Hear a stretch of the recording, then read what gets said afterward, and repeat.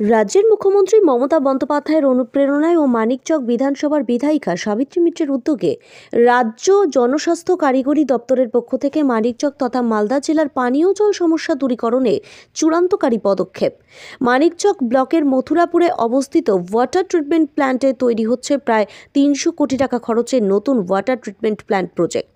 এই প্রজেক্টের মধ্য দিয়ে জেলার বিভিন্ন প্রান্তে পাইপের সাহায্যে আর্সেনিক মুক্ত পানীয় জল সরবরাহ করা হবে।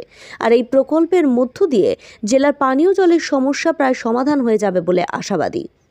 এদিন প্রকল্পের ওয়াটার রিজার্ভার ট্যাঙ্ক সহ কাজের বিভিন্ন দিক পরিদর্শন করল মানিকচক বিধানসভার বিধায়িকা সাবিত্রী মিত্র।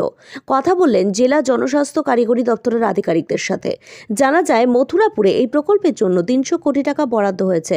পাশাপাশি জেলার বিভিন্ন প্রান্তে পাইপলাইনের সাহায্যে পানীয় জল সরবরাহ করতে আরও ১৫০০ কোটি টাকা বরাদ্দ করা হয়েছে। দ্রুতগতিতে